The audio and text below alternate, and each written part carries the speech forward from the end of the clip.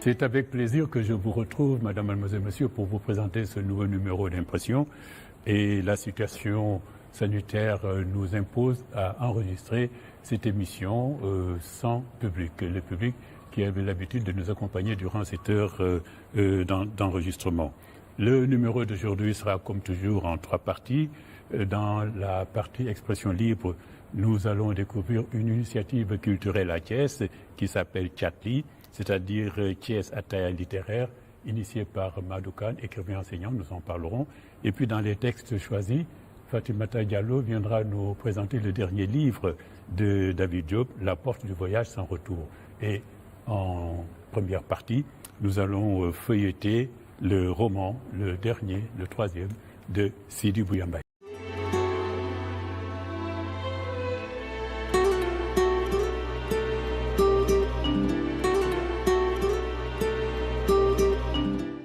Le roman de Sidi Bouya Mbaye, le dernier qu'il a sorti donc après son tout premier, Le Rescapé et La Longue Nuit, a pour titre Volupté fatale. Alors pour parler de ce roman, nous avons invité le docteur Safietou Thiam, qui est directrice exécutive du Conseil national de lutte contre le sida, qui a été ministre de la Santé et de l'Action sociale. Et parce que le livre parle essentiellement du sida, parmi d'autres sujets. Sidi Bouya, lui, c'est un ancien professeur de lettres, n'est-ce pas, mathématicien et philosophe aussi. Vous dirigez aussi un parti politique, Sidi? Alliance pour la conscience citoyenne. Oui. Unité. Voilà, et dire que depuis 30 ans, vous êtes non-voyant, ça ne vous empêche pas de mener une vie, n'est-ce pas, dans le domaine politique et puis aussi dans le domaine littéraire, une vie bien féconde. La perte de vue n'est pas une tare rédhibitoire. Bien sûr. Et que les fabricants de lumière ne peuvent baigner dans le noir. Bien sûr. Alors nous en avons beaucoup parlé quand nous avons parlé de votre dernier roman, La Longue Nuit. Hein, la nuit dans laquelle vous êtes plongé depuis des années.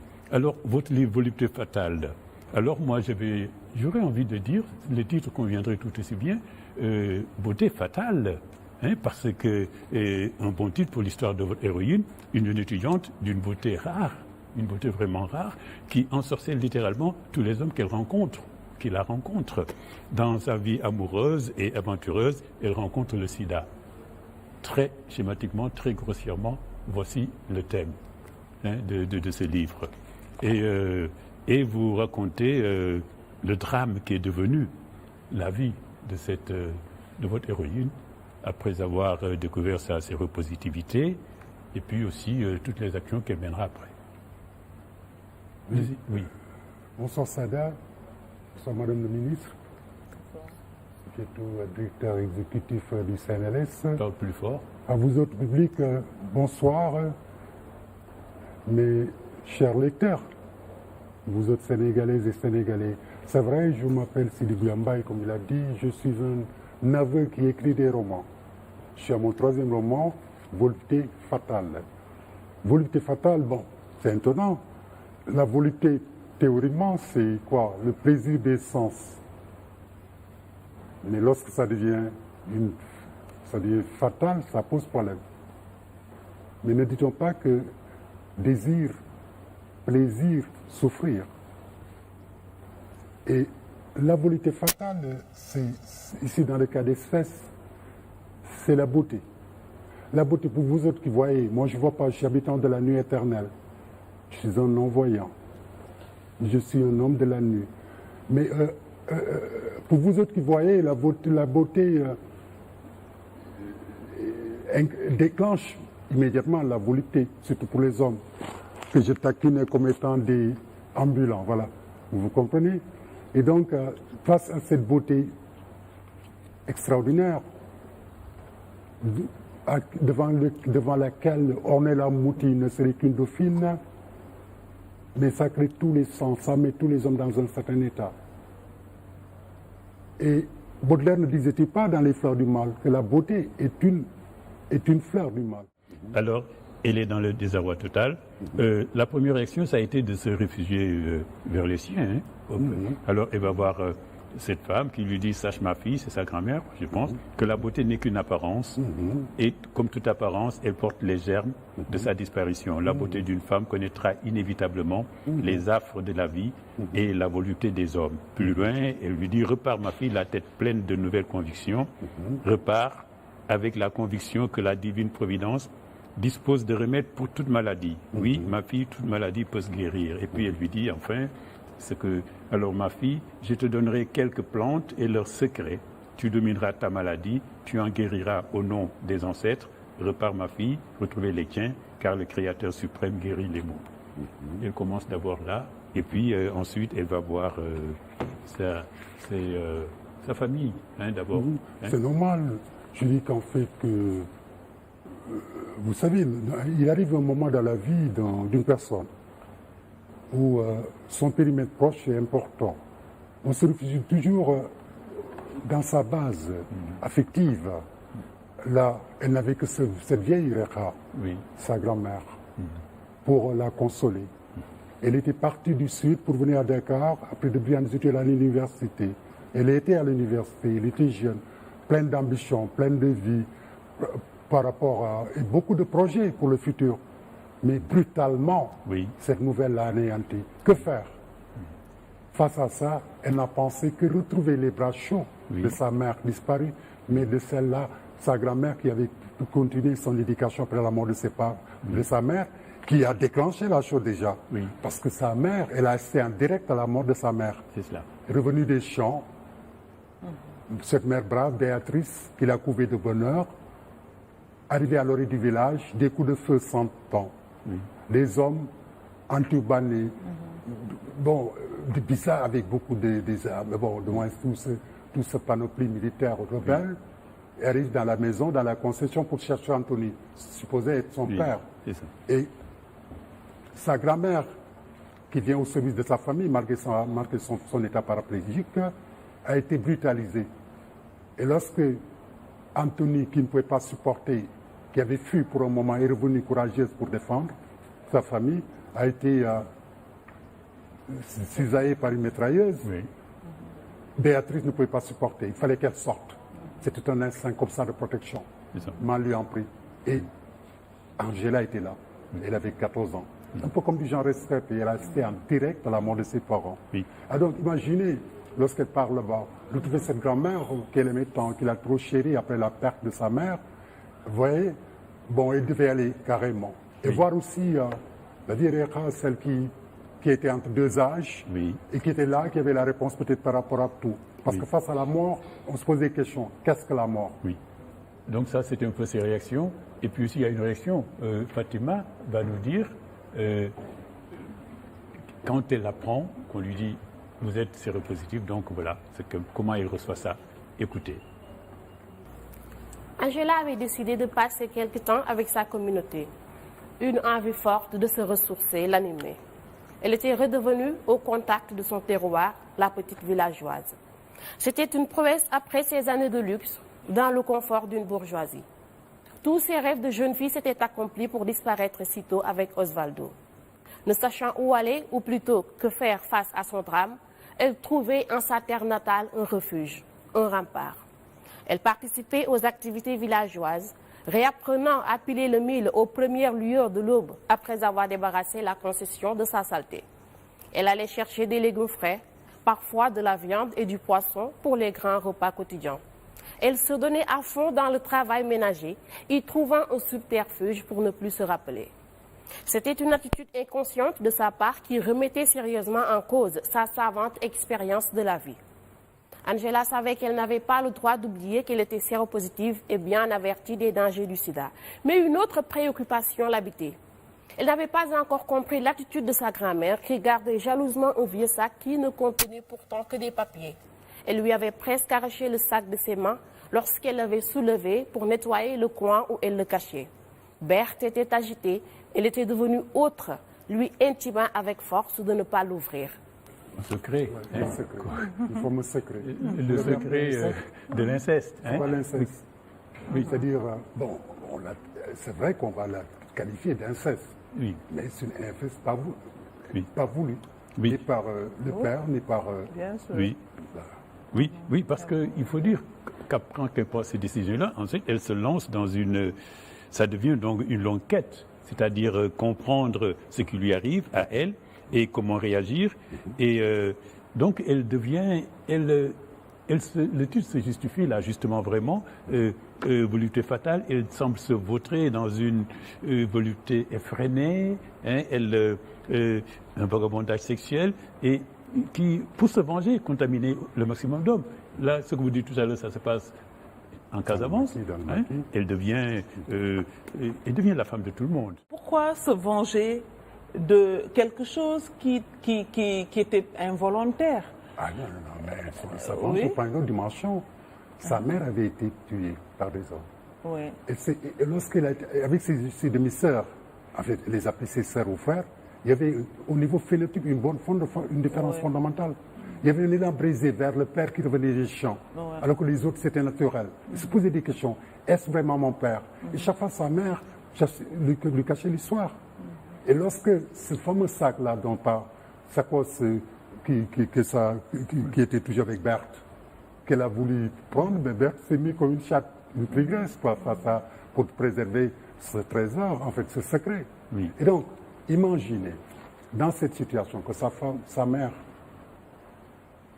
qui lui avait tout donné, qui avait compris, et qui voulait ne pas le mettre dans cette situation, la préserver, et puis combien d'hommes l'avaient attaqué toute sa vie, vous avez frappé, la pédophilie, combien de fois elle a écarté même ses parents proches, parce qu'elle est belle, elle attire les hommes, la beauté attire, c'est comme, si on veut, la lumière qui attire, elle n'y peut rien, il est irrésistible, même l'homme d'église. Et même les vieux, c'est là les habités de la Grande Place. Oui, vous l'avez créé ainsi. Hein? Elle est devenue une femme fatale. Même capable d'amener un sein. Mais dites-moi, vous parlez de son itinéraire sexuel quand même. Hein? Vous dites c'est pour venger le père, non? Elle a délibérément choisi, comme a dit le docteur. Les rebelles ont tué ses parents. Oui. Il fallait qu'elle se venge. Oui. Comment se venger face à ces hommes surarmés? Elle n'avait que sa beauté. Alors, vous qui êtes dans la profession, on a vu quand même, il en parle d'ailleurs, un Français qui, comme Angela, c'est pas seulement Angela qui est là, il y a d'autres noms. Angela, Aline. Aline. Comme elle, ce Français, cet Européen qui délibérément contaminait d'autres. Oui. Ça existait, c'est ce qu'elle a fait. Parce qu'on a fait une monographie des cas. Oui, ça existe. N'est-ce pas? C'est des cas qu'on a vus. Oui, non seulement que ça existe, moi je ne discute pas, je ne condamne pas. C'est-à-dire, je vois juste la personnalité qui est décrite, qui est quand même une personnalité ambivalente. Moi, je vois l'ambivalence. Elle est victime. Elle est victime d'abord de sa beauté physique. Oui, parce et de son amour.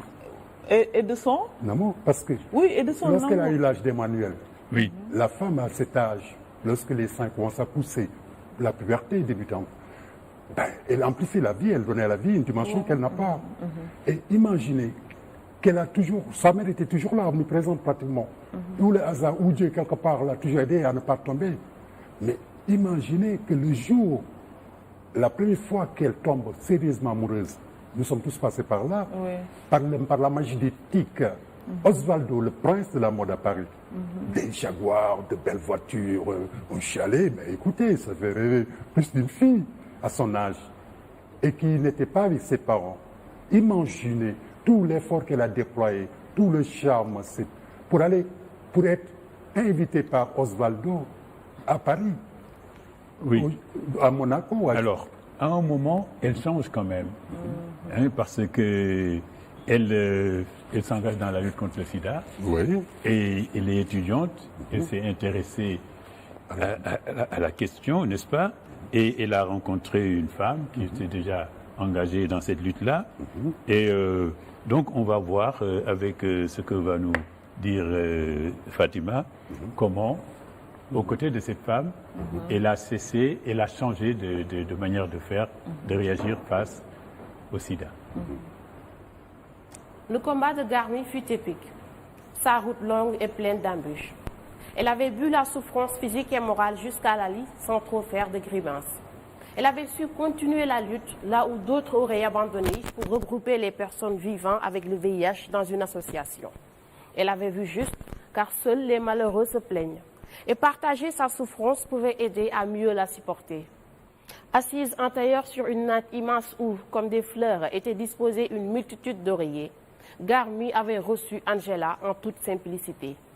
Et devant cette dame, devant ce visage rayonnant et devant ses yeux étincelants de bonheur, Angela subissait une véritable thérapie morale.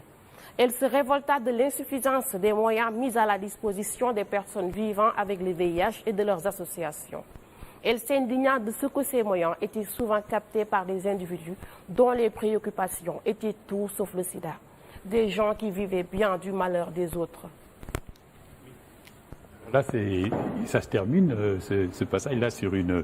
Et oui, même actuellement, avec la pandémie de la Covid-19, c'est un peu cela, les moyens. Le sida, à l'époque, on disait, est-ce que les moyens sont suffisants? Est-ce qu'ils ont été utilisés comme il faut, là où il faudrait? C'est un peu cela, avec chaque fois qu'il y a devant une épidémie, une maladie qui touche le plus grand nombre, c'est un peu ces questions-là qui reviennent. Les moyens ne seront jamais suffisants parce que de toute façon, nous vivons dans des pays à ressources limitées. Mais les moyens, je pense qu'il faut aller les chercher. Par exemple, pour le sida, c'est le programme lui-même qui va faire sa mobilisation de ressources. Ce que le gouvernement donne au sida représente 20% seulement. La réponse au sida a un coût. Alors, nous, notre rôle, c'est d'aider le gouvernement justement à choisir les priorités. Il y a beaucoup de choses qu'on peut faire, mais dans un contexte à ressources limitées. Et c'est ça le rôle de la santé publique. Il faut faire des choix stratégiques. Donc nous choisissons ce que nous mettons dans un plan qu'on appelle un plan stratégique, justement pour lutter contre le sida. Et l'association, comme l'association de Garmi, fait partie des associations qui reçoivent justement une partie de ces financements pour déjà aider les patients à retrouver l'estime de soi. Vous avez vu la position d'Angela quand on venait de lui dire qu'elle avait le sida. Oui. Il faut que le patient retrouve l'estime de soi. Il faudrait que le sida est une maladie sociale aussi. On a vu que touche des couches sociales assez pauvres. Donc il faut qu'à travers nos programmes, qu'on aide les femmes à travers des activités génératrices de revenus, des activités sociales pour lutter contre une maladie, pour qu'ils prennent même la décision de continuer à vivre. Et le cas de Garmi, il y a d'autres femmes. Mais la différence, c'est que Garmi, elle est une femme publique. Elle ne cache pas sa séropositivité parce que, et ça aussi il faut le noter, parce qu'elle ne se sent pas du tout coupable. Elle ne culpabilise pas son mari, mais elle ne se sent pas coupable. Elle a été infectée par un mari qui voyageait, donc comme il le décrit, et qui est venu lui transmettre la maladie. Son combat, c'était « j'ai cette maladie, je dois rester en vie, je ne dois pas le transmettre à mon enfant ». Et elle a gagné ce combat. Donc c'est vraiment en cela un exemple. Oui, et raconte d'ailleurs... c'est Soukaina Ndiaye. Oui. C'est une combattante, c'est une femme publique qui a vécu la même histoire, qui dirige l'association des personnes vivant avec le VIH. Alors, vous racontez comment des femmes ont été infectées par des maris, par volage. Voilà, donc vous racontez aussi, parce que finalement, votre héroïne, elle s'intéresse à cela. Elle s'occupe vraiment de comment le sida se développe. Elle dit même l'expérience de Garmi et s'étonne et des solutions peuvent être trouvées chez nous-mêmes. Elle disait, elle se tenait de n'entendre plus parler de ces grands séropositifs célèbres et riches qui avaient ému le monde, tout le monde. Ils n'en étaient pas morts, contrairement à la première génération de séropositifs. L'industrie pharmaceutique, alors elle dit, avait-elle intérêt à ce que ces remèdes soient trouvés? Question. Que sont devenus ces tradipraticiens qui disaient urbi et torbi qu'ils détenaient un remède contre le sida? Question. Leur avait-on donné l'opportunité d'en fournir la preuve? Question. Elle se pose beaucoup de questions. Là, elle a pris conscience. Ce n'est plus la jeune fille qui veut contaminer les autres pour se venger, mais non, elle est dans quelque chose de plus positif. Elle essaie de défendre les autres. Et d'autant plus que c'est là où je découvre que l'auteur s'est beaucoup informé sur le VIH, parce que toutes les questions qu'il se pose à travers Angela dans cette partie du livre nous montrent que c'est quelqu'un qui est allé vraiment au fond de l'information pour essayer de comprendre. Il y a des questions qu'on se pose toujours. Il y a des remèdes, mais le sida n'est pas définitivement guéri, c'est-à-dire quand tu arrêtes le médicament, la maladie revient. Donc il faut continuer à prendre des médicaments. Bon, légitimement, moi, un intellectuel libre peut se poser la question pourquoi on n'a pas un remède qui guérit définitivement, comme ça devient un problème qui reste derrière nous. Donc, intellectuellement, on peut se permettre de poser ce genre de questions. Mais pour le moment, en tout cas, nous avons des médicaments qui sont efficaces, mais il faut les prendre toute la vie. Alors, j'aime pas raconter les fins de romans parce que j'ai dit que les gens aillent les chercher, les acheter, les emprunter, faire tout ce qu'ils veulent, mais les trouver et les lire. On n'a pas... mais quand même, comment ça se termine? Parce que la fin, finalement, oui, les antirétroviraux, remèdes, on ne meurt pas du sida, enfin, n'est-ce pas? Si on compare à ce qui se passe avec le coronavirus maintenant, surtout avec la troisième vague, on enregistre cette émission au moment où la troisième vague sévit de manière très violente. La situation est beaucoup moins tendue. On n'en meurt pas, on peut soigner. On connaît maintenant le sida. Et voilà, il y a beaucoup de questions qu'on s'est posées pendant 40 ans. On a beaucoup de réponses. La différence avec le coronavirus, c'est que nous sommes au milieu des questions en ce moment et on n'a pas encore les réponses. Donc on espère que ça ne prendra pas 40 ans comme le sida, que ça prendra beaucoup moins de temps. On l'espère. Je pense que d'ici 2-3 ans, on aura certainement les réponses à toutes les questions qu'on se pose. Mais c'est vrai, la lutte contre la Covid-19 rappelle les débuts de la lutte contre le sida. C'était exactement pareil. Et vous savez pourquoi les résultats se sont accélérés pour le sida? Parce que pour les moyens, il y a aussi des moyens pour le coronavirus. Mais c'est parce que justement les associations de patients, la société civile, les communautés s'étaient levées pour exiger des industries pharmaceutiques que les brevets soient levés, etc.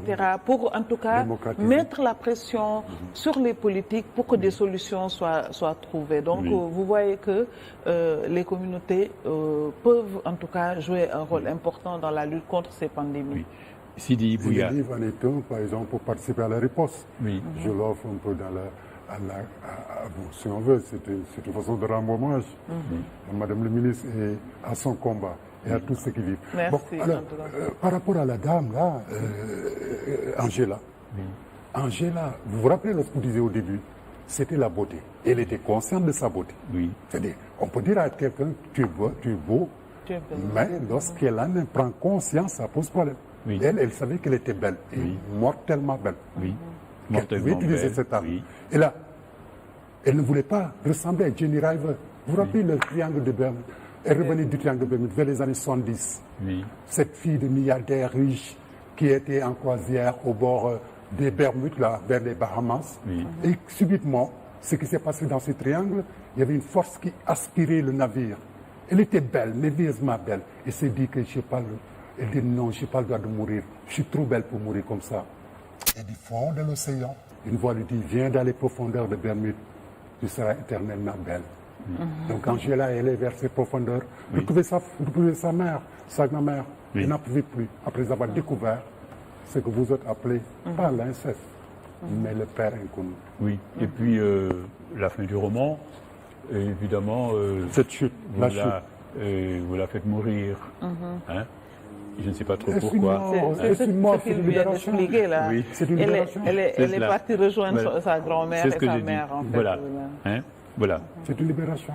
Voilà. Donc, volupté fatale, je dis, ça aurait pu appeler beauté fatale. parce que vous décrivez une personne. Il y a rarement des personnes aussi belles sur Terre que vous la décrivez. Écoutez, on a connu, vous vous rappelez de la tienne là qu'on avait vers les années 70 au Sénégal. Donc, oui, tu regardes. Voilà. Ouais, je dis, il y en a bien. Voilà, donc, est-ce qu'elle n'est pas belle? Voilà, c'est une bonne documentation sur le sida. Merci d'être venu nous parler de ce roman Volupté fatale. Merci aussi donc à Sidi Bouya. Merci aussi au docteur Safietou Thiam, directrice exécutive du Conseil national de lutte contre le sida, qui a été ministre de la Santé et de l'Action